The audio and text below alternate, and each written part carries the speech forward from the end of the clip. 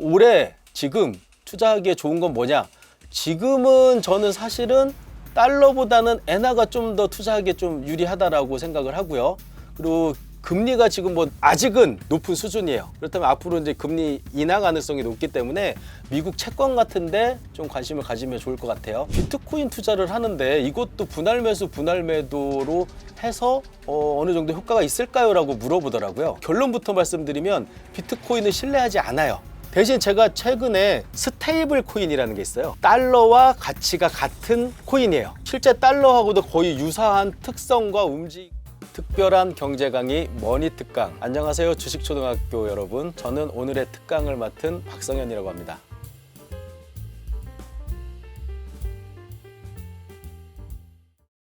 제가 투자에 대해서 얘기할 때 많이 비유하는 게 다이어트로 비교를 해요. 왜냐면은 다이어트하고 이제 투자의 공통점이 잘 안 되잖아요. 예, 다이어트도 이제 잘 안 되는데 다이어트를 하는 방법을 누군가가 가르쳐 주기도 하죠. 근데 두 가지 방법이 있다라고 해볼게요. 한 사람은 달리기를 하세요라고 했어요. 그 달리기를 열심히 해요. 자, 달리기가 위험한 운동이 아니죠. 달리기를 하다가 사고가 나는 경우는 넘어져가지고 또 다치는 정도 수준일 거예요. 비교적 안전한 그런 운동이죠. 다이어트를 하는 방법 중에. 그런데 어떤 사람이 달리기 맥날 해봤자 별로 몸무게 안 줄어. 암벽 등반을 한번 해봐. 이거 암벽 등반 한번 하면은 그냥 5kg씩 하루에 5kg씩 그냥 팍팍 줄어들 거야 라는 말을 들었어요. 그렇게 해서 암벽을 탔어요. 실수를 하고 낭떠러지에서 떨어져요. 죽을 수도 있죠. 제가 말씀드리는 해도 되는 투자하고 하면 안 되는 투자가 바로 이렇게 갈려요. 제가 말씀드린 해도 되는 투자는 예를 들면 달러. 예, 달러는 안전한 그 자체가 안전자산이라고 이름이 붙어 있을 정도로 안전하죠. 예, 그런 것에 투자하는 것은 뭐 외환 투자에서만 놓고 말씀드리는 거예요. 일단은 자, 달러에 투자하거나 뭐 중기축 통화라고 할 수 있는 엔화에 투자하는 거 안전한 행동이에요. 달리기 같은 거예요. 그런데 북한 돈을 샀더니 5배가 오르더래요. 누군가가 북한 돈 샀어요. 위험한 투자죠. 어떻게 될지 모르죠. 예, 암벽 등반 같은 거예요. 그리고 주식 투자를 할 때도 마찬가지죠. 대형 우량주를 나누어 사고 나누어 팔고 분할 매수 분할 매도 적립식 투자를 해요. 또 하나는 소형 테마주, 누군가가 갑자기 뭐 어떤 새로운 어떤 뉴스가 나와가지고 거기에 투자하는 것, 거의 뭐 자본 잠식까지 된 그런 회사예요. 그런 회사에 투자를 했는데 물론 잘 될 수도 있죠. 그런데 아까 암벽 등반 말씀드렸던 것처럼 실수하거나 사고가 나면은 죽을 수도 있는 그런 상황까지 만들어지거든요. 그래서 제가 주식 투자를 처음 하시는 분이나 특히 그리고 많이 했다고 하더라도 진짜 뭐 고수라는 타이틀을 달 수 있는 정도가 아니라면 가능하면 달리기를 열심히 하시는 게 좋지 않겠느냐라는 말씀을 드리는 거죠. 그래서 이제 제가 드리는 말씀이 제가 어디에 투자하는지도 중요하지만 어떻게 투자하는지도 중요하다는 말씀을 많이 드려요. 똑같은 삼성전자, 현대차에 투자를 해도 어떤 사람은 돈을 잃고 어떤 사람은 돈을 얻잖아요. 어떻게 투자하느냐가 달라서 그런 거거든요. 그래서 저는 가장 좋은 방법으로 뭐 제가 주장한 것도 아니에요, 사실. 뭐 워런 버핏이나 피터 린치 이렇게 투자의 대가들도 얘기했던 방법인데 나누어 사고 나누어 파는 그 분할 매수 분할 매도라고 하죠. 이 방법이 저는 가장 안전한 투자의 방법이다라고 생각을 하거든요. 그래서 여러분들이 주식 투자를 할 때 어떤 주식에 투자할지 뭐 이런 것까지 제가 말씀드리거나 할 수 있는 능력이 저도 안 돼요. 하지만 그런 능력이 없는 저조차도 나누어 사고 나누어 파는 전략으로 투자를 했더니 제가 원하는 어느 정도의 목표를 달성할 수 있었거든요. 그래서 여러분들이 한 방에 사서 한 방에 팔아가지고 큰 수익을 얻는 그런 투자도 뭐 물론 좋아하시겠지만 분할 매수, 분할 매도하는 방식의 투자에 대해서도 좀 관심을 가져보시면 어떨까라는 말씀을 드립니다.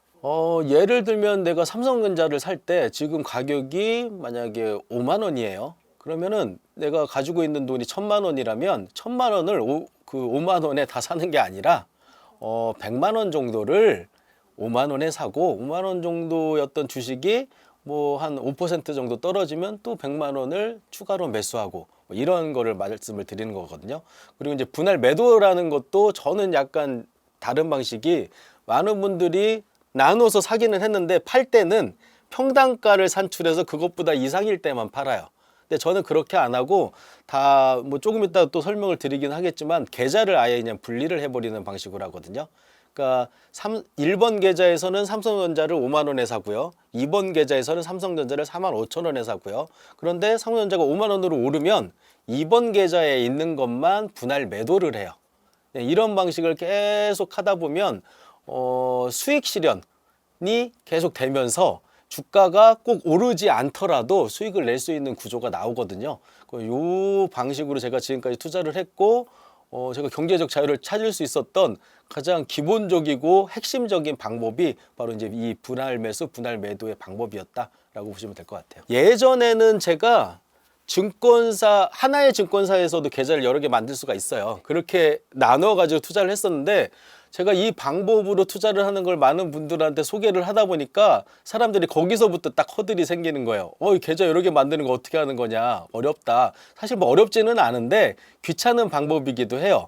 그래서 제가 이걸 자동으로 할 수 있는 어플리케이션을 개발을 했어요. 예.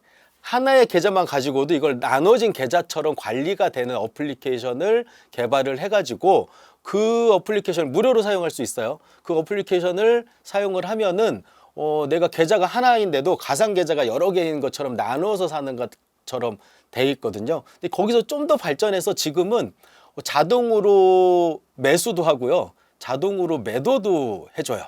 그러니까 내가 예를 들면 삼성전자를 맨 처음에 100만 원어치를 샀는데 여기서 5% 떨어질 때마다 100만 원씩 추가로 매수해 라고 이렇게 설정을 해 놓으면은 이 기계가 감시를 하고 있다가 내가 그냥 회사에서 일을 하고 있는 와중에 얘가 자동으로 매수를 해요. 떨어지면. 매도도 마찬가지예요. 매도도 한 3% 정도 수익이 나면 분할 매도해 라는 것만 명령만 딱 내려놓으면 얘가 자동으로 계속 샀다 팔았다 하면서 수익을 내주거든요.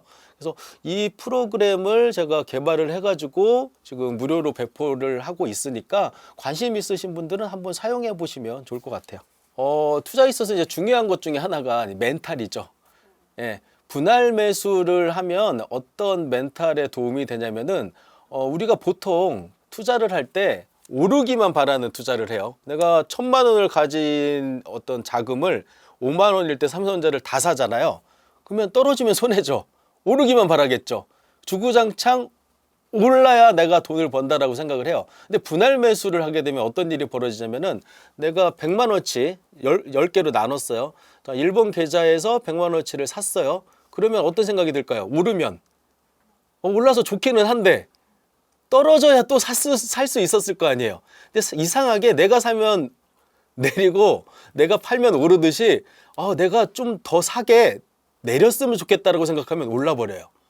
참 특이한 거죠. 그런데 이렇게 분할 매수를 하게 되면은 내가 떨어지기를 바라기도 하잖아요. 일단 그러다가 첫 번째 계좌에서 100만 원치 사고 두 번째 계좌에서 100만 원치 사고 세 번째 계좌에서 100만 원치 샀는데 살짝 올라요? 그럼 세 번째 계좌 거를 팔아요. 팔고 나면 어떤 생각이 들까요? 다시 떨어졌으면 좋겠다. 왜냐? 또 사게. 이걸 계속 반복하는 거예요. 그러니까 되게 마음 편안한 투자가 돼서 내가 오르기를 바랬는데 떨어지면 멘탈이 무너지겠죠. 근데 이렇게 분할 매수, 분할 매도로 투자를 하면 올라도 좋고 내려도 좋은 이런 투자가 가능해지거든요. 그래서 요거는 사실 제가 수많은 방송이나 인터뷰 통해서 말씀을 드렸는데 많은 분들이 머리로는 잘 이해가 안 간다라는 말씀을 하세요. 근데 한번 해보시면 너무나 쉽게 이해가 돼요. 내가 주식을 샀는데 왜 떨어지기를 바라지? 라는 생각을 해요. 그래서 요거는 작은 소액으로 처음에 하실 때는 뭐 큰 돈을 실제로 투입하지는 마시고 제가 뭐 무료로 어플리케이션도 만들어 놨으니까 그거 이용해 가지고 뭐 10,000원, 20,000원이라도 분할 매수하고 분할 매도를 자동으로 이렇게 하게 놔둬 보세요. 그럼 이제 그런 제가 말씀드렸던 그 말씀을 이해하실 수 있지 않을까라는 말씀을 드립니다. 사실 이 장기 투자라는 관점에 있어서 존버가 중요하죠. 그러니까 사람들이 이제 존버를 주가가 오를 때 어느 정도 올랐으면 이제 더 오를 수도 있잖아요. 그러면 그때 좀 버텨줘야 되는데 작은 수익에 만족하고 그냥 팔아버리면 그 다음부터 막 하늘로 올라가 버리잖아요. 그런데 많은 분들이 이런 식으로 존버를 하는 게 아니라 비자발적 장기 투자라고 하죠. 물렸을 때 존버를 하죠. 근데 이 분할 매수, 분할 매도 전략으로 투자를 하게 되면은 장기 투자라는 개념보다는 장기적 투자라는 개념이 좀 알맞아져요. 왜냐면은 특정 주식을 계속 사고 팔고를 반복을 하거든요. 그러다 보니까 저 같은 경우에 삼성전자에 투자한 게 거의 뭐 지금 거의 10년 가까이 되는데, 제가 10년 전에 삼성전자를 사가지고 지금까지 갖고 있었잖아요. 아마 손해일 가능성도 있어요. 지금 주가가 많이 하락해서. 근데 저는 돈을 많이 벌었어요. 왜냐면은 주가가 내릴 때는 사고 오를 때는 팔아서 계속 수익 실현을 해가지고 제 주머니에 넣어놨거든요. 그래서 분할 매수, 분할 매도하면 이 삼성전자를 장기 투자한 게 아니라 장기적으로 투자한 거예요. 예, 그 존버한 거죠. 이 존버가 뭐 인내심이 필요한 어려운 게 아니었어요. 저는 그냥 올라서, 오늘도 제가 삼성전자 오늘 올랐길래 수익 실현했거든요.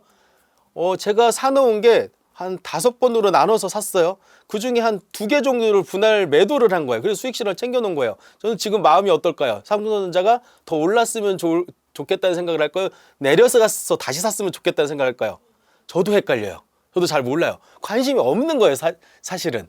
예, 오르든 떨어지든 나는 오르면 기존에 사놨던 게 올라서 수익 실현하면 되고, 떨어지면 또 투자의 기회로 삼으면 되겠다라는 생각을 하기 때문에 이 존버라는 개념이 사실은 되게 어려운 개념인데도 불구하고 이렇게 분할 매수, 분할 매도 하는 것만으로도 되게 쉬워진다라는 거죠. 거의 대부분의 사람이, 저도 그랬지만 아마 첫 투자할 때, 주식 투자 같은 경우 첫 투자할 때 얼마를 했습니까? 라고 하면 거의 그냥 100만 원 정도가 많이 있을 것 같아요. 왜냐면 10만 원은 너무 작잖아요. 뭐 10만 원에 10% 수익을 얻는다고 해도 10,000원 정도밖에 안 되니까. 그리고 1,000만 원은 또 너무 많아요. 그래서 대부분이 한 100만 원, 200만 원 요 정도 수준일 거고, 저도 그랬어요. 근데 여기서 이제 중요한 거는 제가 좀 여러분들이 알고 싶지 않은 진실을 말씀을 드리면, 100만 원을 투자해 가지고는 여러분들의 인생이 달라질 건 별로 없을 거예요. 예. 하지만 저는 100만 원을 가지고 투자를 출발하는 건 매우 중요하다고 생각을 하거든요. 여러분들이 투자에 대해서 머리로만 이걸 이해하고 알 수 있으면 그렇게 할 필요는 없죠. 많은 일들이 수업료라는 게 존재해요. 내가 만약에 영어를 잘하고 싶으면 우리가 맨 처음 하는 일이 뭘까요? 책을 사서 공부를 하겠죠. 그리고 학원을 가겠죠. 수업료가 들어가요. 투자도 마찬가지예요. 투자는 보통 그렇게 공부를 해야 되는 대상이라고 생각을 잘 안 하거든요. 그러다 보니까 공부도 하지 않고 그냥 무턱대고 돈을 넣었는데, 오르면 운 좋아서 좋고, 예, 떨어지면 실패했구나, 안 좋고, 이런 게 아니라 머리로만 하는 게 아니라 경험이 중요한 거기 때문에 이 100만 원이라는 돈을 불려가지고 뭐 큰 돈이 되거나 이런 걸 바라는 차원에서 100만 원을 투자를 해보라라고 말씀을 드리는 게 아니라, 그 100만 원을 가지고 투자를 시작하는 그 경험, 내가 뭐 책을 통해서 공부를 하고 투자를 해가면서 얻을 수 있는 그런 경험들이 되게 중요하거든요. 왜냐하면 죽을 때까지 100만 원만 투자하지는 않을 거예요. 점점 연봉도 올라가고 수입도 늘어나기 때문에 뭐 10년 차, 20년 차로 올라가면은 그 단위가 커질 거란 말이죠. 그리고 나중에 은퇴를 해가지고 뭐 억 단위의 자금을 가지고 투자를 해야겠다라고 생각하고 그때 출발하면 제가 볼 때는 백전백패일 거예요. 그런데 20대 젊은 나이에 100만 원 정도로 투자의 경험을 계속해서 쌓아 나가다 보면 분명히 투자를 잘할 수 있는 방법도 터득하게 되고, 나중에 큰 돈이 생겼을 때 그거를 큰 수익률을 낼 수 있는 그런 구조도 나올 수 있거든요. 그래서 여러분들이 뭐 투자의 규모, 돈이 이제 별로 없는데 나는 시드머니를 많이 모아가지고 그 다음에 투자할래, 이런 마음은 버리셨으면 좋겠고, 지금 당장 10만 원, 5만 원, 100만 원이 있더라도 그걸로 당장 출발을 시켜야 된다라고 말씀을 드리고 싶어요. 저도 처음에는 100만 원 정도로 투자를 했고, 근데 제가 뭐 한간에는 이런 분들 있잖아요. 내가 100만 원으로 10억을 만들었다, 1,000만 원으로 뭐 100억을 만들었다, 이런 얘기 있잖아요. 저는 잘 이해는 안 가요. 왜냐하면 내가 투자하는 자금, 첫 투자금은 기억이 날 수 있죠. 100만 원을 넣었으니까. 근데 그 다음에 번 돈을 계속해서 넣었겠죠. 거기다가 신용, 미수, 레버리지도 쓸 수 있고. 그래서 내 자금의 정확한 시드를 기억하는 거는 거의 불가능하다라고 보거든요. 왜냐하면 투자 기간이 길어지면 길어질수록. 그래서 저는 뭐 단위로는 기억할 수 있겠죠. 내가 올해 초에 1,000만 원을 투자했는데 그게 뭐 1,500만 원이 되었어, 이런 거는 가능해도 누군가가 말한 그 투자금으로 나도 그렇게 벌 수 있다, 그분이 과장을 한 건지 아니면 뭐 거짓말을 한 건지, 뭐 이런 건 저는 잘 모르겠어요. 근데 저의 경우에는 내가 실제로 총 투자금이 실제로 얼마였는지는 기억이 잘 안 나요. 계속해서 돈이 생기는 대로 투자를 하고 또 얻기도 하고 잃기도 하고. 그래서 저는 심지어는 이런 생각도 드네요. 지금 물어보시니까 저는 주식 투자도 하고 달러 투자도 하고 해외 주식 투자도 하고 뭐 여러 가지 투자를 하니까 제가 벌었다고 생각하는 게 잃은 걸 수도 있었지 않았을까 이런 생각까지 들어요. 그래서 여러분들이 그럼 시드머니를 얼마로 해야지 내가 목표로 설정한 거를 달성할 수 있다 이런 생각을 하시기보다는 내가 가지고 있는 돈을 잘 불려나가는 제가 봤을 때는 100만 원을 투자해서 10,000원이라도 수익을 얻으면 그건 투자에 성공한 거거든요. 그렇게 해서 계속 투자의 경험을 쌓고 성공의 경험을 누적해 나가는 게 더 중요하다라고 생각을 해요. 그래서 누군가가 뭐 100만 원을 투자했더니 10억이 됐다 이런 말에는 현혹되지 않는 게 좋지 않을까라는 말씀을 드립니다. 저는 제가 가지고 있는 자산의 현재 한 50%, 한 60% 정도가 부동산 자산이에요, 사실은. 네, 그래서 자산의 규모로는 저를 경제적 자유를 달성하게 해준 거는 달러 투자나 주식 투자인데, 이 의미는 어떤 거냐면은 주식 투자나 달러 투자는 현금 흐름을 저한테 만들어준 투자였고요. 또 자산 증식을 이루게 해준 거는 부동산 투자였어요. 예. 부동산, 제가 가지고 있는 부동산, 지금은 사실 이제 제가 돈이 많이 생겨가지고 기존에 전세로 줬던 집을 월세로 바꾸고 그래서 현금 흐름이 나오기도 해요. 근데 제가 처음에 부동산 투자할 때는 자산 증식만 목적이었어요. 예. 근데 질문이 뭐였죠? 부동산 투자에 대해서. 네. 부동산 투자 역시 마찬가지, 모든 투자들과 마찬가지로 내가 어디에 활용하느냐가 매우 중요하죠. 그래서 제가 지금 질문하셔서 생각나는 게 피터 린치가 이기는 투자자라는 책에서 이런 얘기를 했어요. 집 한 채는 무조건 투자해라 라는 얘기를 했어요. 그러니까 이 집이라는 부동산, 내가 실거주하는 집이라는 부동산은 되게 유리한 조건의 투자라고 보면 되거든요. 왜냐면은 안전마진이라고 하죠. 내가 어떤 거에 투자했을 때 그것의 가치가 떨어지면 손해를 보잖아요. 근데 이 실거주 집은 내가 사는 걸로 해결할 수가 있어요. 예, 그래서 저는 지금도 뭐 예전에도 뭐 부동산 가격이 올랐을 때나 떨어졌을 때나 실거주 집은 무슨 수를 써서든 비싸든 싸든 일단은 장만해놓고 그 다음 투자를 해라. 피터 린치도 그 얘기했어요. 주식 투자의 대가잖아요. 그럼에도 불구하고 주식 투자를 너 하려고 하기 전에 일단 집부터 사. 주식 투자의 대가가 그렇게 얘기했다니까요. 그래서 여러분들이 부동산 투자, 뭐 주식 투자, 뭐 어떤 게 좋을까, 막 이렇게 생각할 게 아니라 다 같이 해야 돼요. 제가 이 얘기를 많이 해요. 제 블로그에 오시면은 대문에 제 투자 철학 같은 얘기인데, 한 우물을 파면 하나의 우물만 갖게 될 것이다 이렇게 써 있어요.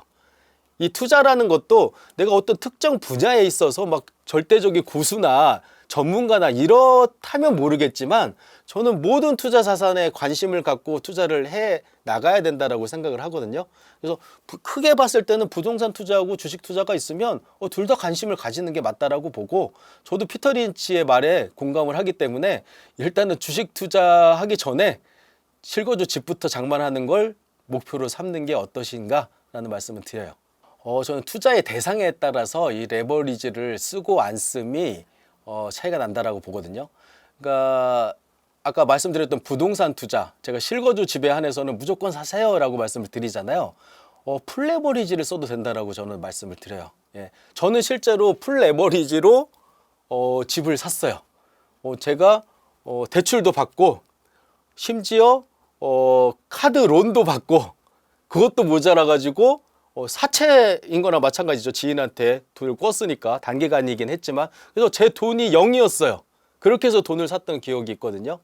예, 그렇게 할 정도로 해도 되는 게 부동산 실거주 집이에요. 왜냐면은 집의 가치는 뭐 주식이나 비트코인 이런 것처럼 뭐 급격하게 하락하거나 그렇지는 않잖아요. 그리고 내가 은행에 담보를 제공을 했을 때 이 담보의 가치가 그렇게 많이 하락하지는 않아요. 그리고 이자 비용 있죠. 이자만 감당할 수 있는 수준이라면 그것만 계속 갚아나가면 은행에서 집을 뭐 경매나 이런 걸로 뺏어갈 가능성이 매우 낮아요. 비교적 낮다라고 표현하는 게 낫겠네요. 그런데 주식 투자 같은 경우에는 잘 아시다시피 내가 신용 미수를 써서 주식을 샀는데 주가가 몇 % 이상 하락하면 바로 반대 매매가 들어오잖아요. 내가 이걸 뭐 막을 겨를도 없이 그냥 주식이 손실이 그냥 확정돼 버리고 끝나는 그런 구조가 나와요.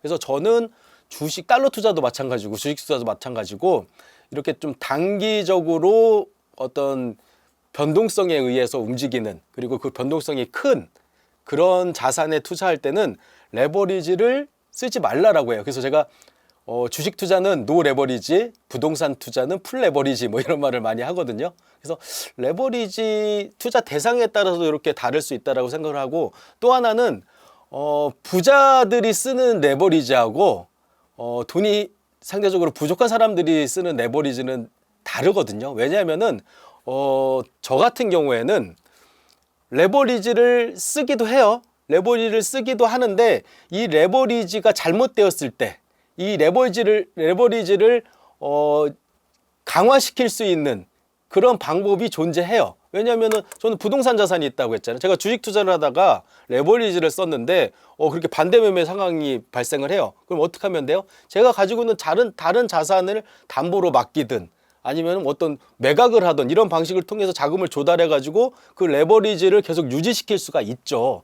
그런데 대부분의 많은 돈이 많지 않은 사람들은 자기의 능력 밖의 레버리지를 써요. 그 레버리지가 사실 이제 레버리지라는 말이 지렛대잖아요. 내가 들어올릴 수 없는 물건을 지렛대를 이용해서 든다라는 개념처럼 내가 얻을 수 없는 크기의 수익을 이 레버리지를 통해서 벌 수 있는 게 이 개념인데, 이 레버리지가 부러져 버리면 다시 복구가 안 되는 거죠. 그러면 이제 당연히 내가 원하는 수익도 얻을 수 없고 오히려 손실만 보게 되는 그런 상황이 발생할 수밖에 없거든요. 그래서 자신의 상황 그리고 투자의 대상, 여기에 따라서 레버리지를 사용해야 될지 말아야 될지를 판단을 해야 된다라고 생각합니다. 예, 제가 분할 매수, 분할 매도 투자법에 대해서 많이 얘기하다 보니까 사람들이 달러 투자, 엔화 투자는 당연히 그렇게 하고 있고요. 주식 투자도 했더니 되는 거예요. 그래서 주식 투자를 하시는 분들도 많이 생겼어요. 그런데 어떤 분들이 나는 비트코인 투자를 하는데 이것도 분할 매수, 분할 매도로 해서 어느 정도 효과가 있을까요? 라고 물어보더라고요. 근데 저는 사실은 결론부터 말씀드리면 비트코인을 신뢰하지 않아요. 제가 어떤 투자 철학에 대해서 공감하는 워런 버핏이나 찰리 먼거 같은 분들이 이미 얘기했죠. 예, 비트코인은 자기들은 투자 자산으로 적합하다고 생각하지 않는다라는 얘기를 했죠. 저도 똑같이 생각을 해요. 그런데 이렇게 위험하다라고 판단이 드는 이 비트코인을 분할 매수, 분할 매도로 투자를 하면 조금이나마 안전해질 수 있다라는 걸 다른 사람들을 통해서 알게 됐어요. 이 투자법으로 투자를 저는 비트코인 투자를 안 했지만 그분들이 이 작가님이 말씀하신 분할 매도, 분할 매도법으로 비트코인 투자했더니 이렇게 효과를 얻었어요 라는 말을 듣고 제가 이 생각을 했어요. 그렇다면 위험한 투자라 할지라도, 제가 아까 그 주식 투자도 자동으로 할 수 있는 걸 개발했다고 했잖아요. 그래서 이제 이분들이 비트코인도 좀 자동으로 할 수 있게끔 해주세요 라고 요청이 들어온 거예요. 그래서 처음에는 만들지 않으려고 하다가 그렇게 위험함에도 불구하고 내가 제공해준 이 프로그램을 통해서 투자를 하면 조금이나마 안전할 수 있다면 내가 좀 도움이 되지 않을까라는 생각에서 그 프로그램도 만들어 놓고 저도 한번 해보고 싶더라고요. 그래서 저는 이렇게 기준을 정해놨어요. 제 전체 자산의 0.1% 이하로만 투자를 하겠다. 아주 그냥 경험 삼아서 하는 거고, 이 생각은 나중엔 달라질 수 있어요. 저도 이제 투자의 경험을 쌓다 보면 비트코인도 어느 정도 자산으로서의 가치가 있고 이 분할 매수, 분할 매도로 투자를 했더니 성과가 있네? 라고 생각을 해서 조금 더 늘릴 수는 있겠죠, 나중에는. 근데 지금 현재로서만 말씀을 드리면 제가 다른 사람들의 비트코인 투자를 도와주고는 있지만 저는 신뢰하지 않는다. 그 신뢰라는 측면은 저는 그 자산의 하방에 대해서 되게 중요하게 생각해요. 분할 매수, 분할 매도의 이 규칙이 끝나는 순간이 있거든요. 어떤 순간이냐면은 이 자산의 가격이 0이 됐을 때예요. 근데 비트코인은 이런 말 많이 하잖아요. 이 자산은 100억이 되던가 0이 되던가 둘 중 하나다라는 말을 하잖아요. 달러 같은 경우에는 우리나라 화폐와 미국 화폐의 교환 비율이기 때문에 0이 될 가능성이 매우 낮아요. 원달러 환율이 0이 되려면 미국이 망해야 돼요. 근데 아마 이 두 국가의 어떤 그 여러 가지 상황을 고려했을 때 만약에 둘 중에 하나가 필연적으로 망해야 되는 상황이거나 망한 상황이라면 우리나라가 좀 더 빠르지 않겠어요? 그런 측면으로 보면은 하방이 막혀 있죠. 예, 분할 매수, 분할 매도를 계속 접근하다 보면은 언젠간 오를 수밖에 없는 구조를 가지고 있다라는 거예요. 하방이 영에 수렴하지 않아요. 주식 투자 같은 경우에도 제가 모든 주식에 투자하지는 않잖아요. 안전하고 망하지 않을 만한 회사를 투자를 해요. 제가 아까 삼성전자, 현대차 예로 들었듯이 그렇게 적어도 물론 망할 수도 있죠. 근데 가능성이 현저하게 낮은 그런 주식에 분할 매수, 분할 매도법으로 접근을 하는 거예요. 그런데 비트코인은 아까 0이 될 수 있다라고 하잖아요. 그게 두려운 거예요. 그래서 저는 못하지만 비트코인을 저는 공부를 하지 않은 상태에서 드리는 말씀이고, 공부를 많이 하신 분들은 절대 사라지지 않고 더 금과 같이 안전한 자산이라고 생각을 하시는 분들이 있을 거 아니에요. 그분들은 그렇게 투자를 하는 거죠. 근데 저는 아직까지는 크게 관심이 없다. 대신 제가 최근에 그 프로그램을 만들다 보니까 새롭게 알게 된 게 있는데, 스테이블 코인이라는 게 있어요. 달러와 가치가 같은 코인이에요. 예, 그거는 제가 그건 좀 알아봤더니 그 화폐를 발행할 때, 코인을 발행할 때 실제 달러 채권이나 달러 자산을 매입한 것만큼 발행을 하기 때문에 실제 달러하고도 거의 유사한 특성과 움직임과 변동성을 가지고 있거든요. 그래서 제가 아까 만든 그 프로그램으로 저는 스테이블 코인은 좀 적극적으로 하고 있어요. 저는 금융자산이라고 하죠. 투자까지 포함해서 달러 투자, 엔화 투자는 최근까지 열심히 했었는데 다 팔고 성공적으로 마무리를 했어요. 그러다가 오늘 좀 하락하길래 조금 더 매수를 하기는 했는데, 달러 투자, 엔화 투자, 국내 주식, 미국 주식 이렇게 다양하게 투자를 해요. 그리고 최근에는 스테이블 코인 같은 거에 투자도 하고, 비트코인은 거의 보이지 않을 만큼, 제가 어제 글 올린 것 중에 저는 실제로 수익 인증이나 투자한 것들을 이제 공개를 하거든요. 어제 제가 올린 글의 제목이 비트코인은 500만 원, 스테이블 코인은 5억 원이라고 글을 올렸어요. 이게 뭐냐면은, 비트코인은 제가 500만 원에 시드를 가지고 50번으로 나눠서 10만 원씩 사고 파는 거를 이렇게 프로그래밍을 해놓은 거를 공개를 했어요. 그럼 알아서 사고 팔고 하겠죠. 근데 잃어봤자 500만 원인 거예요. 그리고 500만 원이 잃을 가능성도 매우 적죠. 그런데 그 스테이블 코인, 달러를 추종하는 거기에는 제가 5억 원을 세팅을 했어요. 갭이 엄청나게 크죠. 예.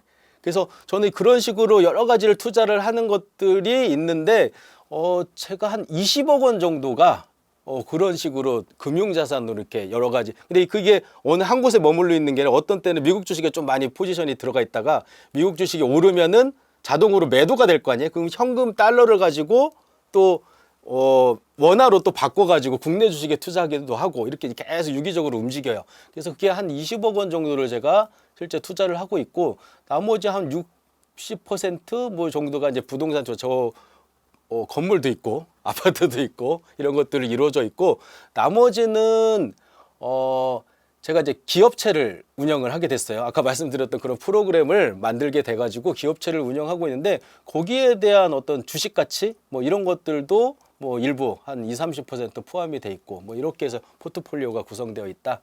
현금은 쓰레기다라는 말이 있어요. 그 사람들이 그 말만 듣고 현금은 가만히 가지고 있으면은 인플레이션에 의해서 가치가 떨어진대. 그래서 이걸 어떻게든지 빨리 비트코인도 사놓고 해야 되라고 조급함으로 투자를 하거든요. 근데 저는 이 얘기를 해요. 현금도 종목이다라는 얘기를 하거든요. 그리고 투자를 위해 대기 중인 현금은 되게 귀한 가치를 지녀요. 제 예를 들어볼게요. 제가 엔화가 980원 정도일 때 분할 매수를 시작했어요. 그게 850원까지 떨어졌었어요. 저는 계속해서 나눠 샀어요. 그 중간에 나눠 팔기도 해서 수익을 계속 얻었어요. 그러다가 최근에 995원 정도까지 올랐어요. 다 팔고 수익을 냈겠죠. 저 같은 경우에는. 그런데 그런 투자를 하는 와중에 990원 정도에 제가 엔화를 다 팔고 나서 현금이 생겼잖아요. 이 현금 빨리 또 투자를 하지 않으면은 이거 가치가 떨어진대 라고 하고 또 엔화를 샀으면 어떻게 됐을까요?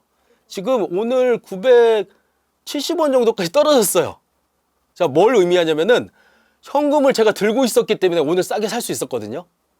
그러니까 우리가 올라가는 거에만 투자를 하는데 익숙하다 보니까 내가 싸게 살 수 있는 것의 가치에 대해서는 잘 몰라요. 이걸 이제 롱숏이라고 하죠. 올라가는 거에 베팅하는 거하고 인버스, 떨어지는 거에도 베팅을 할 수 있어요. 그런데 현금을 들고 있는 행위는 이 세상에 존재하는 모든 것들의 숏에 베팅을 한 거나 마찬가지예요. 금의 숏, 비트코인의 숏, 투자를 하고 있는 거라는 얘기예요. 그러면 투자를 하고 있기 때문에 가치가 있죠. 심지어 무위험 투자예요. 위험성이 좀 이자 정도는 있는데 이자 비용은 저 같은 경우에는 뭐 발행어음에도 넣어놓고 그리고 파킹 통장에도 넣어놔요. 이자를 어느 정도는 벌어가면서 숏에 베팅했는데 내 생각이 만약에 다 틀려요. 만약에 나는 엔화가 떨어질 거라 생각했는데 다시 올라요. 그럼 어떻게 돼요? 손실 입어요? 손실을 기대 손실을 입을 뿐이지 실제 손실은 없어요. 이렇게 좋은 투자가 없는 거죠. 그러니까 현금 투자는 되게 중요한 거고 유용하다라고 보시면 돼요. 저는 지금 아까 제가 20억 원 정도의 금융자산이 있다라고 말씀드렸는데 그중에 한 10억 원 정도가 현금 자산이에요. 예, 발행어음에 들어가서 그냥 이자만 그냥 계속 받고 있다가 어느 순간 좋은 기회가 왔을 때 제가 어제 그 스테이블 코인에 5억 원을 넣었다고 했잖아요. 그게 계속 기다리고 있다가 갑자기 스테이블 코인 가격이 한 2주 새에 엄청나게 하락해서 그때 들어간 거예요. 2주 동안 저는 숏에 베팅을 해서 투자를 하고 있었더라는 거죠. 이자까지 벌어가면서. 그래서 이런 개념을 좀 생각해 주시면 좋을 것 같아요. 지금은 처음 투자를 하시는 분들은 제가 추천하는 거는 달러 투자하시면 돼요. 예, 안전한 자산이기도 하고 그리고 투자를 배우는데 경험하는데 되게 유용해요. 근데 그냥 투자하면 안 되고요. 아까 말씀드렸던 분할 매수, 분할 매도 투자를 해보시는 거예요. 그럼 잃을 가능성도 되게 적고 그러니까 수업료가 필요하다고 했는데 수업료가 별로 들지 않을 거예요. 그래서 달러 투자를 하다 보시면 이 메커니즘을 이해하게 되고 그렇게 되면은 다음으로 뭐 주식 투자도 할 수 있고 왜냐면은 달러 투자의 강점 중에 하나가 우리가 주식 투자를 할 때 그리고 다른 부동산 투자를 할 때는 어디에 투자하느냐고 어떻게 투자하느냐가 있으면 이 두 가지를 다 생각해야 돼요. 주식 투자를 할 때도 내가 어떤 종목을 사야 되지? 부터 출발하잖아요. 근데 달러 투자는 어때요? 제가 종목 찍어드렸잖아요. 달러만 사면 돼요. 이제 어떻게 투자하는지만 내가 고민을 하면 돼요. 그 방법도 알려드렸죠. 분할 매수, 분할 매도 하라고. 이렇게 투자를 하시면 좋고 지금 이미 투자를 하고 계신 분들 중에 뭐 올해 지금 투자하기에 좋은 건 뭐냐? 지금은 저는 사실은 달러보다는 엔화가 좀 더 투자하기에 좀 유리하다라고 생각을 하고요.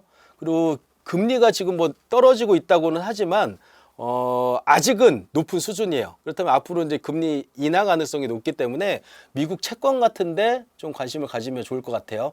미국 채권도 분할 매수, 분할 매도로 접근해서 사시면 안전한 투자 대상에다가 안전한 방법으로 투자를 하는 것이기 때문에 여러분들이 돈을 잃지 않을 가능성이 매우 높아질 것이다 라는 말씀을 드리고 싶어요. 엔화와 미국 국채, 단 엔화는 100엔당 1000원 이하에서만 분할 매수, 분할 매도로 접근하는데 하방이 한번 나온 데이터가 있어요.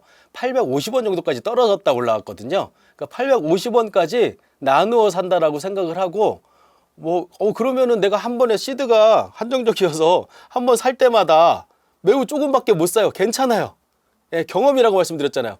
100만 원 가지고 엔화 투자를 아무리 잘해도 삶을 바꿀 수는 없어요. 근데 그 투자를 경험하면서 얻게 되는 것들이 많이 있을 거예요. 물론 돈이 어느 정도 있는 분들도 나눠서 이게 850원 정도까지는 언제라도 떨어질 수 있다라고 생각하고 하락할 때마다 추가 매수, 상승하면 분할 매도. 이걸 계속 반복하기만 하면 돼요. 제가 말씀드린 이 방법으로 전 이제 블로그에다가 제가 엔화를 살 때마다 공개하고 팔 때마다 공개하는 거를 했었어요.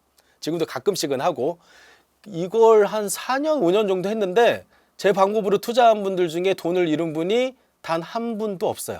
저를 비롯해서. 왜 그러겠어요? 아주 당연한 결과예요. 1000원 밑에서만 제가 사라고 했잖아요. 분할 매수했을 거 아니에요? 850까지 분할 매수. 평단가는 당연히 낮아지겠죠. 분할 매도했죠. 근데 처음에 샀던 가격 이상으로 올라왔잖아요. 돈을 잃을 수가 없죠. 당연히 저는 안 잃었고 많은 분들이 잃지 않았어요. 근데 이러한 어떤 투자의 흐름과 메커니즘은 계속 비슷할 거예요. 그 달러 투자도 제가 항상 비슷한 말씀을 드리고요. TLT라는 종목이 있어요. 20년짜리 그 미국 채권인데 티커가 TLT니까 그거 사시면 돼요. 그냥 ETF라고 보시면 돼요. 제가 아는 저하고 같이 투자하시는 분들 중에는 ETF만 이 분할 매수, 분할 매도를 투자하는 분들도 있어요. 매우 좋은 방법이에요. 하지만 이제 저는 개별 종목을 더 좋아하기는 해요. 왜냐하면은 등락이 더 잦기 때문에 변동성을 통해서 얻는 수익이 크거든요. 제가 최근에 그 비트코인을 자동으로 매도할 수 있는 프로그램을 만들었다고 했잖아요. 그게 어느 정도냐면은 하루 동안 제가 이제 자동으로 걸어놨더니 하루 동안 막 200번을 사고 팔고 하고, 가격은 올라갔다 떨어졌다 계속 하다가 원래 자리로 돌아왔는데 이 사이에서 계속 사고 팔고를 몇 번을 해가지고 수익을 계속 실현해가지고 수익을 내는 그런 구조인 거거든요. 그래서 변동성을 이용한 투자라고 보시면 좋을 것 같아요. 제가 좋아하는 이 투자 격언 중에 내가 아는 유일한 한 가지는 내가 모른다는 것이다 라는 말이 있어요. 투자를 하다 보면 저는 아마 달러 투자 쪽으로는 대한민국에서 달러 투자를 가장 많이 하고 가장 알려진 사람 한 사람 꼽으라면 아마 제가 될 것 같아요. 저는 실제로도 뭐 1년에 몇 천억씩 실제 개인으로서도 투자를 한 이력도 있고, 심지어 달러 투자를 너무 많이 해서 경찰서에 조사를 받기까지 했을 정도니까 저는 달러 투자에 있어서는 매우 뭐 스스로는 전문가라고 하지는 못하지만 그래도 일가견이 있다라고 볼 수 있죠. 근데 누군가가 저한테 1시간 후에 원달러 환율이 1원이 오를까요? 1원이 떨어질까요? 뭐 미래 전망은 고사하고 한 이틀 후에 달러의 전망을 물어보면 모른다라고 대답해요. 실제로 몰라요. 그런데 그게 제가 달러 투자 성공의 비결이었어요. 저는 예측을 안 해요. 대응만 해요. 환율이 하락하잖아요? 추가 매수만 해요. 환율이 올라요? 수익 실현만 해요. 이것만 계속했어요. 그렇게 해서 이 성과를 달성을 한 거거든요. 근데 여러분들이 가장 위험한 것 중에 하나가 자기 확신이라고 생각을 해요. 삼성전자 가만히 보니까 오를 것 같은데? 그래서 사요. 근데 그게 맞으면 좋은데 이게 투자가 실력도 있지만 운이라는 부분이 되게 많이 존재하는 것이어서 이 예측이 거의 불가능하다라고 봐도 무방하거든요. 그래서 이런 복잡한 이런 것들이 난무하는 이런 상황에 있는 그런 투자의 행위를 하면서 예측을 한다는 것은 되게 불필요하고 위험한 짓이라는 생각이 들어요. 그래서 여러분들이 만약에 투자에 임한다면 내가 확신한 것은 확실해서는 안 된다. 자기 자신도 믿지 말라는 말까지 하거든요. 저도 실제로 그래요. 제가 달러 투자를 이렇게 많이 경험하고 알지만 오를 것이다 떨어질 거다라는 생각 자체를 안 해요. 나는 못한다라고 인정을 하고. 그래서 여러분들도 대응하는 방법, 그 대응 중에 가장 좋은 방법이 뭐라고 했어요? 분할 매수, 분할 매도. 이 방법만 좀 기억을 하시면 투자를 하시면 어떨까라는 말씀을 드립니다. 한마디로 말씀을 드리면 제가 망하지 않을 만한 주식이라는 말을 해요. 제가 존경하는 이제 워런 버핏이 이런 말을 했어요. 탁월한 기업을 적당한 가격에 사라. 그분이 어떤 말씀하냐면, 그분은 이제 밸류에이션도 할 줄 알고 기업의 미래를 볼 수 있는 통찰력도 있고 해안도 있는 분이에요. 그런 분은 이 기업의 가치를 딱 볼 수가 있어요. 분석해가지고 이 가치를 보니까 1,000억짜리인데 지금 100억에 거래되고 있어. 그런데 지금 주가는 사람들이 높다고는 하지만 난 적당한 가격이라고 생각해서 그 회사에 투자해서 돈을 버는 방식이거든요.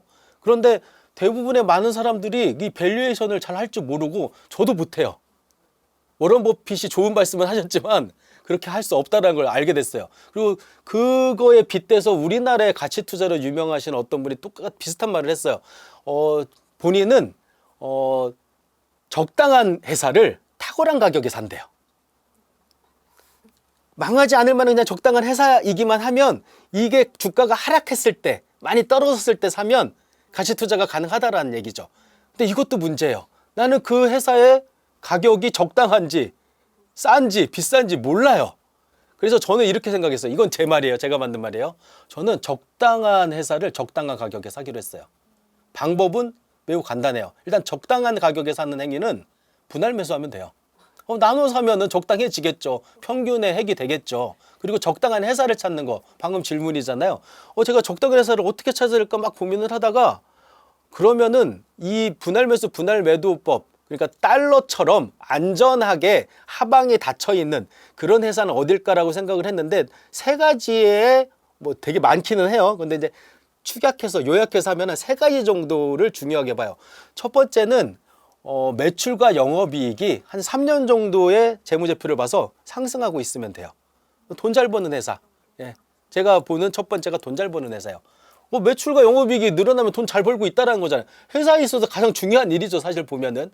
그리고 빚 적고 현금 많은 회사를 두 번째로 봐요. 이거는 부채 비율이나 유동 비율 보면 나오는데 어떤 회사가 은행에 빚을 많이 주고 있어요. 위험하죠. 망할 가능성이 있죠. 근데 또 어떤 회사는 유동 비율, 그러니까 현금을 막 많이 보유하고 있어요. 그래서 심지어 이거를 은행에 넣어갖고 이자를 오히려 받고 있어요. 이런 고금리 상황에. 이 회사 망할까요? 만약에 그 회사의 어떤 사업이 좀 예전 사업, 사양 사업이라 할지라도 이 회사는 돈이 있기 때문에 그 회사를 유망한 AI 기업에 투자도 할 수 있어요. 심지어. 예, 망하지 않겠죠. 그리고 세 번째는 배당 잘 주는 회사를 선택을 했어요. 배당 잘 주는 이라는 개념은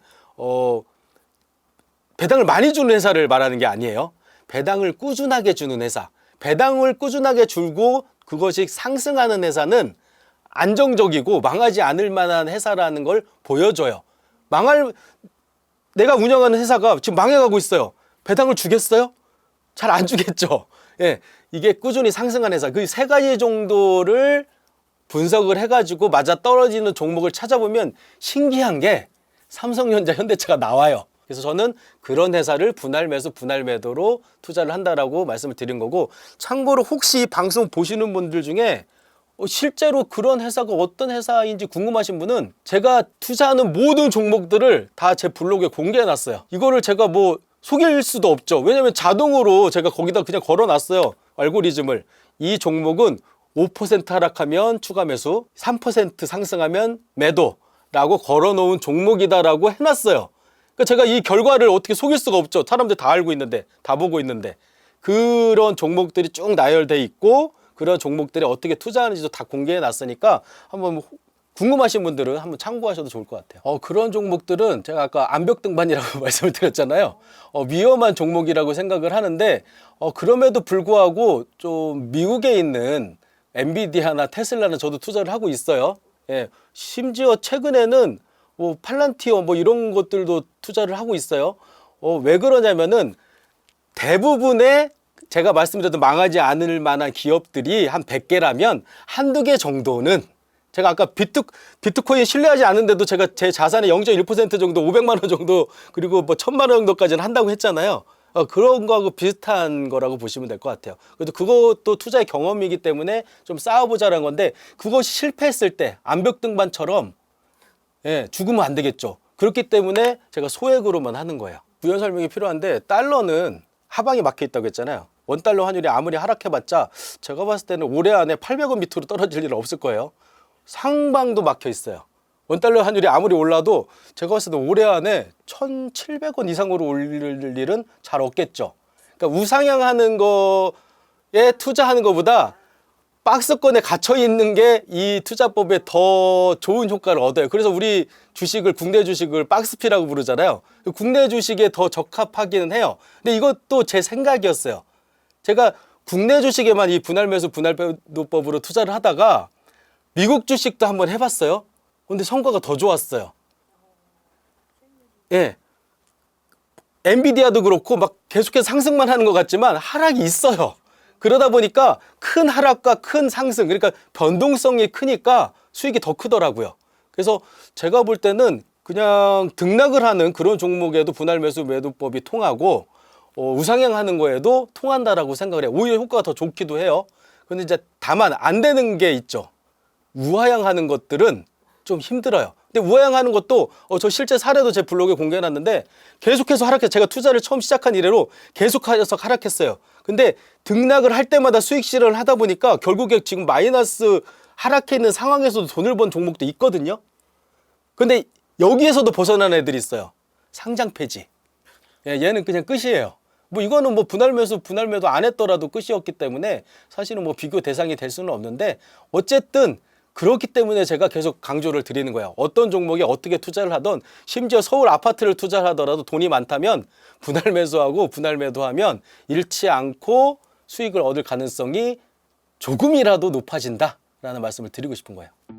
종목 상담, 양방향 소통이 가능한 MTNW. QR코드 찍고 카카오톡 오픈 채팅에 무료로 참여하세요.